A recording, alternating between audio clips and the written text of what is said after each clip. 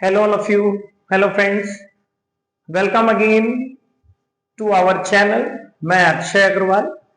आज संडे का दिन उपस्थित हूं आपके सामने एक नया प्रैक्टिस सेट के 25 क्वेश्चंस लेके। पिछले दो प्रैक्टिस सेट हम लोगों ने डिस्कस किए प्रॉपर एक्सप्लेनेशन के साथ, रिलेटेड क्वेश्चंस के साथ, और कम से कम समय में मैंने उनको कवर करने की कोशिश की थी ताकि आपका वैल्यूएबल समय बचे और आप पढ़ाई में ज्यादा समय दे सके। आज एक नए टेस्ट पेपर के संग जो पिछले टेस्ट पेपर के जैसा ही बिल्कुल आपके सिलेबस पर बेस्ड है, एग्जाम को टारगेट करते हुए बनाया गया है और हम लोग एक्सप्लेनेशन के साथ और रिलेटेड क्वेश्चन के साथ उसको जल्दी जल्दी कवर करने वाले हैं। बढ़ते हैं आज के पहले क्वेश्चन पर। हमारा आज का पहला question, minimum number of members limited liability partnership बनाने के लिए। देखिए, एलएलपी एक्ट जो है, एलएलपी एक्ट इंडिया में 2008 से लागू है। जो जनरल पार्टनरशिप एक्ट है वो 1932 में पास हुआ था। उसमें कुछ बड़े मेजर ड्रॉबैक्स हैं, जैसे लिमिटेड लायबिलिटी का ना होना, अनलिमिटेड लायबिलिटी होना, जिससे बहुत सारे लोग इस तरीके की पार्टनरशिप करने से डरते हैं। तो ये दूसरे देशों में पहले से प्रचलित था लिमिटेड लायबिलिटी पार्टनरशिप। भारत में भी इसकी मांग हो रही थी। 2008 से ये भारत में भी वैलिड कर दिया गया है। लिमिटेड लायबिलिटी पार्टनरशिप में पार्टनर्स की लायबिलिटी लिमिटेड होती है। ये इनकॉर्पोरेटेड एसोसिएशन होता है और इसमें कंपनी के जैसे ही पार्टनर्स के आने जाने से कंपनी की लाइफ पर कोई फर्क नहीं पड़ता, पार्टनरशिप की लाइफ पर फर्क नहीं पड़ता, परपीचुअल सक्सेशन होता है। इसको मिनिमम 2 लोगों से बनाया जाता है। Maximum number of members LLP act में डिफाइन नहीं किया गया है, तो इसका सही आंसर है 2। आगे बढ़ते हैं। गवर्नमेंट की सिक्योरिटीज को आरबीआई खरीदने बेचने का काम करता है। मनी सप्लाई को रेगुलेट करने के लिए, घटाने या बढ़ाने के लिए। तो ये आरबीआई की किस तरीके की पॉलिसी में आता है? ये आरबीआई की ओपन मार्केट ऑपरेशन पॉलिसी में आता है, जिसमें आरबीआई ओपन मार्केट को में साधारण पब्लिक को गवर्नमेंट की सिक्योरिटीज, बॉन्ड्स खरीदती है और बेचती है ताकि मनी की सप्लाई को कंट्रोल, रेगुलेट किया जा सके। तो इसका सही आंसर है ओपन मार्केट ऑपरेशन। अगला प्रश्न है, एनएसडीएल और सीडीएसएल क्या है? नाम आपने सभी ने सुना होगा। क्या ये स्टॉक मार्केट रेगुलेटर्स हैं? क्या डेवलपमेंट बैंक्स हैं? क्या ये ब्रोकर्स हैं? ऐसा बिल्कुल भी नहीं है।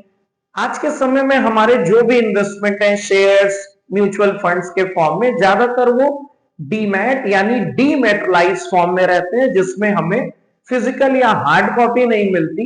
वो डिजिटल फॉर्म में इनके पास सिक्योर होते हैं। ये काम होता है डिपॉजिटरीज का। इंडिया में इस समय 2 डिपॉजिटरी वर्क कर रही है। एनएसडीएल जो 1996 में बना, national securities depository limited. CDSL का जन्म 1999 में हुआ, सेंट्रल डिपॉजिटरी सर्विसेज लिमिटेड, और इन दोनों का ही हेडक्वार्टर मुंबई में स्थित है। ये दोनों भारत की डिपॉजिटरीज हैं। अगले प्रश्न पर बढ़ते हैं।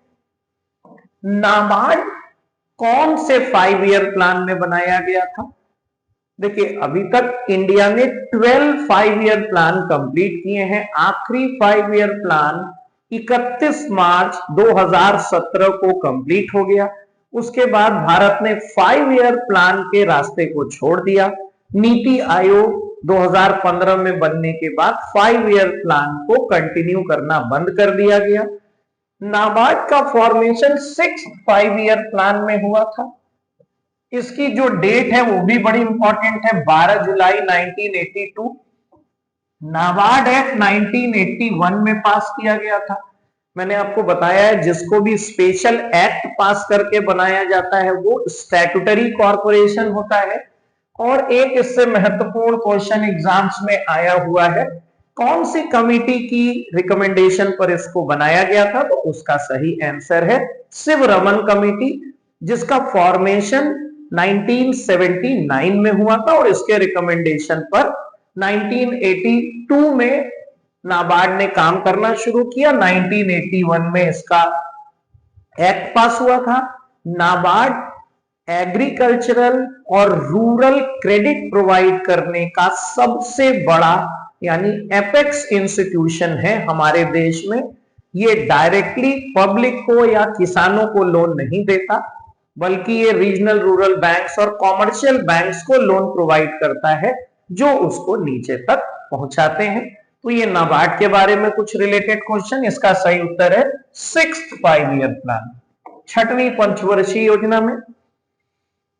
देखिए क्या लिखा है, company X has a plan not to sell any customer on credit, not to sell goods to any customer on credit. एक कंपनी ने, दुकान ने, एसोसिएशन ने एक अपना टारगेट बनाया है कि हमें किसी भी कस्टमर को कोई गुड्स क्रेडिट पर सेल नहीं करना है।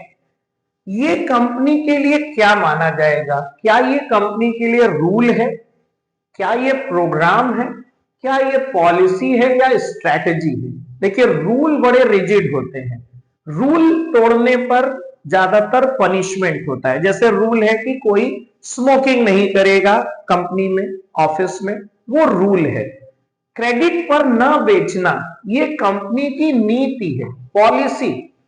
पॉलिसी एक स्टैंडिंग प्लान होता है जो लंबे समय तक चलता है कि हम कोई उधार नहीं बेचेंगे, ये कंपनी की पॉलिसी है। स्ट्रेटजी आमतौर पे होती है किसी पर्टिकुलर सिचुएशन को फेस करने के लिए, किसी विरोधी की स्ट्रेटजी को काउंटर फोर्स करने के लिए, कंपटीटर से लड़ने के लिए स्ट्रेटजी होती है।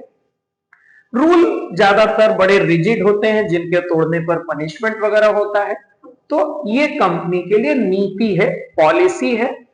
अगला प्रश्न है, इसमें से कौन फॉर्मल कम्युनिकेशन का एक नेटवर्क है? औपचारिक जो है संचार का, देखिए आपने पढ़ा होगा circle, wheel, chain, free flow, inverted Y, ये सब के सब फॉर्मल कम्युनिकेशन के नेटवर्क हैं।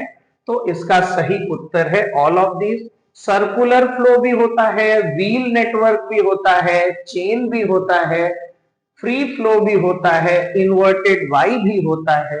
ये सब फॉर्मल कम्युनिकेशन के नेटवर्क हैं हमारे किसी भी ऑर्गेनाइजेशन में। अगले प्रश्न पर बढ़ते हैं।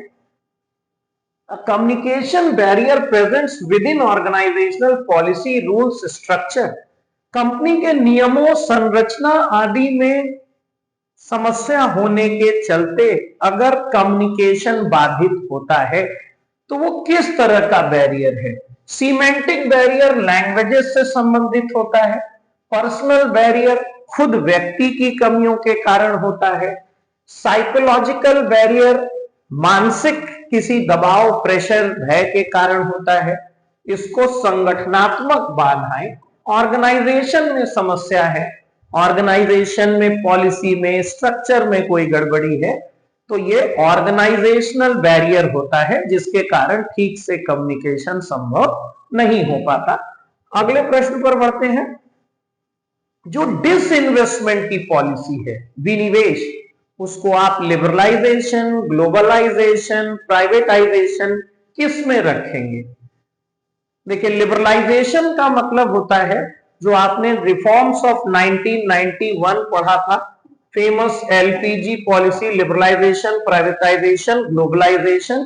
इसके बाद से डिसइन्वेस्टमेंट भी शुरू हुआ था जो कि हिस्सा है प्राइवेटाइजेशन का। कैसे? डिसइन्वेस्टमेंट का अर्थ होता है पब्लिक सेक्टर के ऑर्गेनाइजेशंस के शेयर्स को धीरे धीरे प्राइवेट सेक्टर में सेल करना, जिससे कि पब्लिक सेक्टर की शेयर होल्डिंग कम होती है और प्राइवेट सेक्टर उसमें ओनरशिप एक्वायर करने लगता है।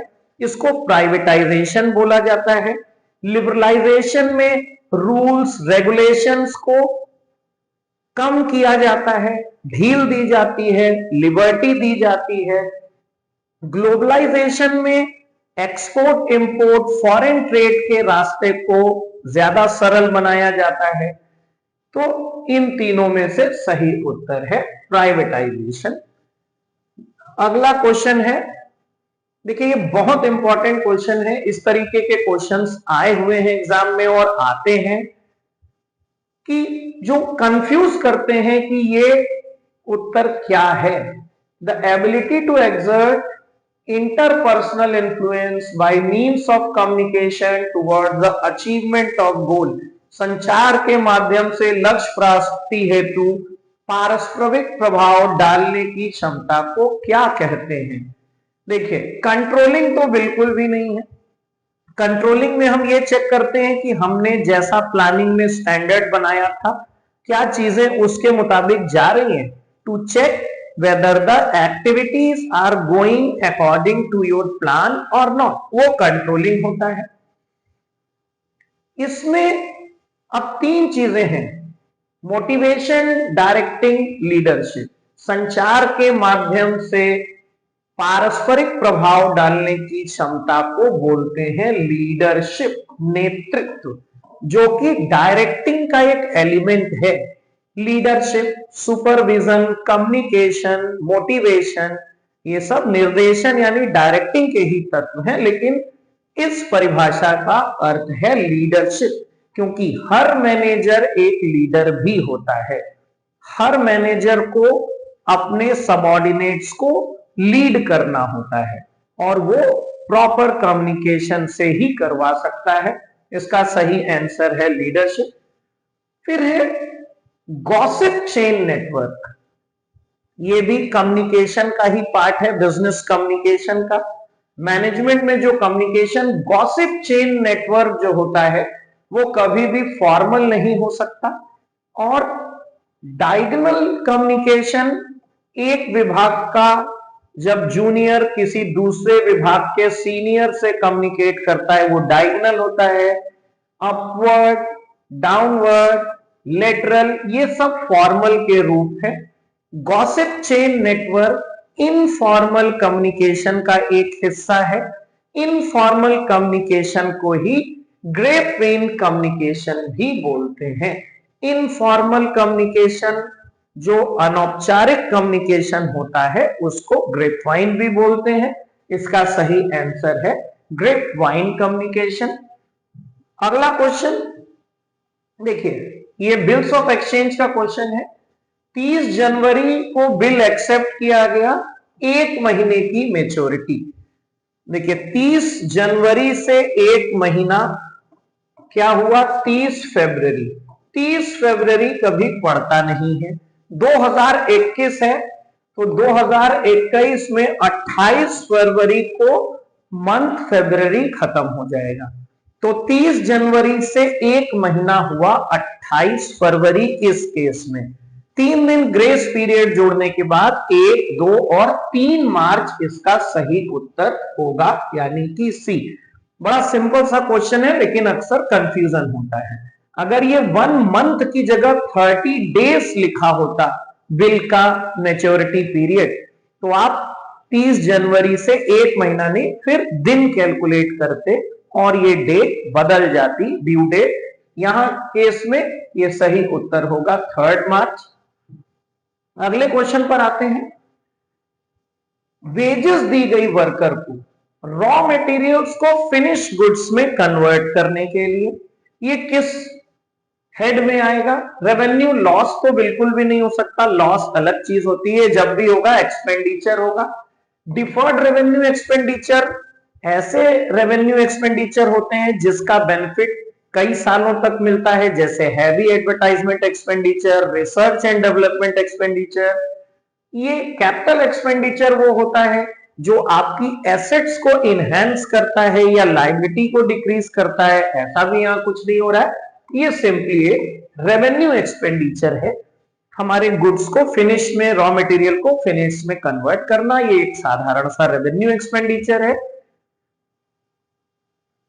अगला है, यहां पे आपको ग्रॉस प्रॉफिट कैलकुलेट करना है। देखिए परचेज है 8 लाख की, रिटर्न आउटवर्ड यानी परचेज रिटर्न 20,000 का है, तो 8 लाख में से अगर हम 20,000 घटा लें तो हमारी टोटल नेट परचेज आ रही है 7,80,000। हमारे डायरेक्ट एक्सपेंस है 60,000। ओपनिंग क्लोजिंग स्टॉक दिया नहीं हुआ है। 2/3 गुड्स को बेचा गया 6,10,000 में, आपको ग्रॉस प्रॉफिट बताना है। देखिए, कॉस्ट ऑफ गुड्स सोल्ड होता है opening stock at net purchases at direct expenses less closing stock. यहां ओपनिंग क्लोजिंग स्टॉक है नहीं, नेट परचेज है 7,80,000 और डायरेक्ट एक्सपेंस है 60,000। तो टोटल गुड्स की कॉस्ट ऑफ गुड्स सोल्ड आ रही है 8,40,000। लेकिन आपने पूरा बेचा नहीं है, खाली 2/3 बेचा है, तो कॉस्ट ऑफ 2/3 गुड्स कितना आएगा? 8,40,000 का आप 2/3 निकाल लीजिए। 8,40,000 का 2/3 जो आएगा वो आ रहा है 5,60,000 रुपया। 5,60,000 की चीज को आप 6,10,000 में बेच रहे हैं, तो 50,000 रुपए का ग्रॉस प्रॉफिट हो रहा है। इसका सही आंसर है 50,000। ये कॉस्ट ऑफ गुड्स सोल्ड का फॉर्मूला है। पूरे गुड्स की कॉस्ट 8,40,000 आ रही है, लेकिन आप पूरा बेच नहीं रहे हैं, आप 2/3 बेच रहे हैं। 2/3 की लागत 5,60,000 रही है, सेलिंग प्राइस 6,10,000 है, तो सिंपली 50,000 का ग्रॉस प्रॉफिट हो गया। अगले प्रश्न पर क्लोजिंग स्टॉक को, ये बड़ा सिंपल सा क्वेश्चन है, लोअर ऑफ कॉस्ट और रियलाइजेबल वैल्यू। कॉस्ट प्राइस या मार्केट प्राइस पे जो कम होता है उसमें दिखाते हैं, क्योंकि प्रिंसिपल ऑफ कंजर्वेटिज्म ये मानता है कि एंटीसिपेटेड प्रॉफिट को इग्नोर करना है, एंटीसिपेटेड लॉसेस को इंक्लूड करके चलना है। प्रश्न ऐसे भी आ सकता है, closing stock is shown in balance sheet at cost price or market price whichever is lower, because of which concept, which principle? तो है कंजर्वेटिज्म या प्रूडेंस। इसका आंसर है डी, लोअर ऑफ कॉस्ट और रियलाइजेबल वैल्यू। अगले प्रश्न पर आते हैं। सिंगल एंट्री सिस्टम में, जिसको अकाउंट्स फ्रॉम इनकम्प्लीट रिकॉर्ड भी बोलते हैं, जो अनसाइंटिफिक भी है, इनकम्प्लीट भी है, जिससे कभी भी ट्रू प्रॉफिट लॉस नहीं पता लग सकता, उसमें एक ट्रेडर कौन कौन से अकाउंट मेंटेन करता है? देखिए, अगर पर्सनल, रियल, नॉमिनल सब मेंटेन करता तब तो प्रॉफिट भी सही सही आ जाता। उसमें प्रॉब्लम यह है कि सारे अकाउंट्स प्रॉपरली मेंटेन नहीं किए जाते, उसमें सिर्फ पर्सनल अकाउंट और कैश बुक मेंटेन की जाती है। इसका आंसर है सी, व्यक्तिगत खाते और नगद पुस्तक, सिर्फ पर्सनल और कैश बुक रिकॉर्ड बनाया जाता है। अगला क्वेश्चन है, इंपॉर्टेंट है, सिंपल भी है। अगर इन्वेस्टमेंट मल्टीप्लायर क्या होगा? एमपीसी यानी मार्जिनल प्रोपेंसिटी टू कंज्यूम और मार्जिनल प्रोपेंसिटी टू सेव दोनों बराबर है। देखिए, एमपीसी प्लस एमपीएस 1 होता है। अगर दोनों बराबर हैं तो ये भी 0.5 है और ये भी 0.5 है। इन्वेस्टमेंट मल्टीप्लायर, जिसको कीन्सियंस मल्टीप्लायर भी बोलते हैं, 1/1 माइनस एमपीसी होता है। 1/1 माइनस 0.5, इसकी वैल्यू आएगी 2, या इसका ये भी फॉर्मूला है 1/MPS, इससे भी निकालेंगे तो वैल्यू आएगी 2। देखिए, कभी कभी क्वेश्चन आता है कि इन्वेस्टमेंट मल्टीप्लायर की मिनिमम और मैक्सिमम वैल्यू क्या होती है? इसकी मिनिमम वैल्यू 1 हो सकती है और मैक्सिमम वैल्यू इनफाइनाइट तक हो सकती है। मिनिमम इन्वेस्टमेंट मल्टीप्लायर की वैल्यू 1 होती है और मैक्सिमम इनफाइनाइट तक जा सकती है। इस प्रश्न का उत्तर है 2। देखिए, लिखा है ब्रेक इवन पॉइंट पर कौन सा कथन सही है? ठीक है। ब्रेक इवन पॉइंट पर इनकम और कंजम्पशन बराबर होता है, सेविंग कुछ होती नहीं है, सेविंग 0 होती है, तो ये भी सही है, ये भी सही है। इसका मतलब है both A and B. AD और एएस जब बराबर होता है तो इकोनॉमी इक्विलिब्रियम पर होती है, वहां पर सेविंग और इन्वेस्टमेंट भी बराबर होता है। सेविंग 0 होती है और इनकम कंजम्पशन बराबर होता है ब्रेक इवन पॉइंट पर। आगे बढ़ते हैं। सेबी की गाइडलाइंस के मुताबिक एप्लीकेशन मनी मिनिमम कितना हो सकता है? वो है 25% of the nominal value, face value का 25% से कम कोई भी कंपनी एप्लीकेशन मनी नहीं मंगा सकती है। मैक्सिमम वो चाहे तो पूरा पैसा मंगा सकते हैं, मिनिमम की बात हो रही है। फिर है मीडियन को और किस नाम से जानते हैं? देखिए, मीडियन को एम डिनोट करते हैं, जो सेकेंड क्वार्टाइल होता है, Q1 फर्स्ट क्वार्टाइल होता है, Q3 थर्ड क्वार्टाइल होता है, Q2 is also known as median. Median का मतलब है किसी सीरीज को अगर असेंडिंग या डिसेंडिंग ऑर्डर में लगाया जाए तो ठीक मिड में जो वैल्यू आएगी उसको मीडियन बोलते हैं। अगले क्वेश्चन पर cost of production, cost account का क्वेश्चन है। प्राइम कॉस्ट और फैक्ट्री ओवरहेड, प्राइम कॉस्ट और फैक्ट्री ओवरहेड जोड़ के फैक्ट्री कॉस्ट आती है। फैक्ट्री कॉस्ट को ही वर्क्स कॉस्ट भी बोलते हैं। और जब फैक्ट्री कॉस्ट में एडमिनिस्ट्रेटिव ऑफिस ओवरहेड जोड़ देते हैं तो कॉस्ट ऑफ प्रोडक्शन आती है। सबसे पहले prime cost, direct material, direct labour, direct expense, तीनों को जोड़ के प्राइम कॉस्ट। फिर उसमें फैक्ट्री ओवरहेड जब जोड़ देते हैं तो वो फैक्ट्री कॉस्ट में कन्वर्ट हो जाती है। फैक्ट्री कॉस्ट को ही वर्क्स कॉस्ट भी बोलते हैं।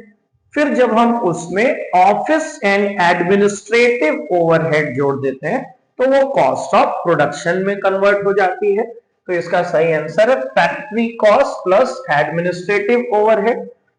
अगला question, best method of costing for printing press, पहले भी कई बार बताया है। ऑपरेटिंग कॉस्टिंग ट्रांसपोर्ट में, ट्रेवल, बस में, हॉस्पिटल्स में इनके लिए यूज होती है।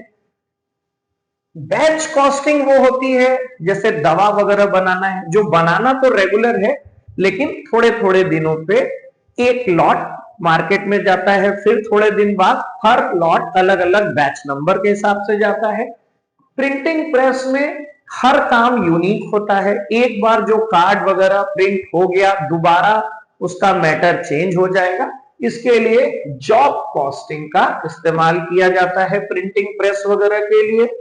अगला क्वेश्चन है father of the principles of management. देखिए, फादर ऑफ साइंटिफिक मैनेजमेंट तो F.W. टेलर को बोलते हैं, American scientist. Principles of management 14 पहली बार हेनरी फेयोल ने दिए थे, इसीलिए इनको father of the principles of management बोला जाता है। Next question, state bank of India क्या है? बड़ा इंपॉर्टेंट क्वेश्चन है, पहले भी हम लोग पढ़ चुके हैं। क्या वो स्टैट्यूटरी कॉर्पोरेशन है, डिपार्टमेंट है, पब्लिक प्राइवेट पार्टनरशिप? तो बिल्कुल भी नहीं है। गवर्नमेंट कंपनी एक होती है जिसमें कम से कम 51% शेयर गवर्नमेंट के पास होते हैं, सेंट्रल हो या स्टेट हो, दोनों के पास मिलाकर भी हो सकता है। डिपार्टमेंटल अंडरटेकिंग जो एक सेपरेट डिपार्टमेंट होता है गवर्नमेंट का, जो डायरेक्ट मिनिस्ट्री के अंडर में वर्क करता है, जैसे रेलवे डिपार्टमेंट इसका एग्जाम्पल हो गया। स्टैट्यूटरी कॉर्पोरेशंस वो होते हैं जो स्पेशल एक्ट से बनाए जाते हैं पार्लियामेंट में या स्टेट लेजिस्लेचर में। SBI act, RBI act, LIC act, NABARD act, ये सब स्टैट्यूटरी कॉर्पोरेशंस हैं क्योंकि इनका फॉर्मेशन एक स्पेशल एक्ट पास करके बनाया गया है। अगला प्रश्न आज का, शेयर एप्लीकेशन अकाउंट किस प्रकार का अकाउंट है? बहुत बार अलग अलग टीचिंग्स के एग्जाम में आया हुआ क्वेश्चन है। क्या वो पर्सनल है, रियल है, नॉमिनल? नॉट एन अकाउंट तो हो ही नहीं सकता, अकाउंट लिखा है तो अकाउंट तो है ही। पर्सनल अकाउंट होता है ये, पहले भी मैंने आपको बताया है। शेयर एप्लीकेशन अकाउंट हो, शेयर अलॉटमेंट अकाउंट हो, ये रियल या नॉमिनल शो नहीं करते हैं, ये पर्सनल अकाउंट होते हैं। रिप्रेजेंटेटिव पर्सनल अकाउंट का ये एक रूप होते हैं। ये हमारा आज का आखिरी question, which among the following regarded as the fixed income investment। Fix income investment मतलब जो कंपनी के प्रॉफिट पर डिपेंड नहीं करता। अगर आपने इन्वेस्टमेंट किया है तो आपको उस पर रिटर्न श्योर मिलेगा। देखिए, डिबेंचर्स, ट्रेजरी बिल्स और सर्टिफिकेट ऑफ डिपॉजिट्स, ये तीनों ही श्योर रिटर्न के इन्वेस्टमेंट्स हैं, जिसपे आपका रिटर्न पहले से ही फिक्स होता है कि आपको इन्वेस्टमेंट पर कितना रुपया मिलेगा, मंथली, हाफ ईयरली या सालाना।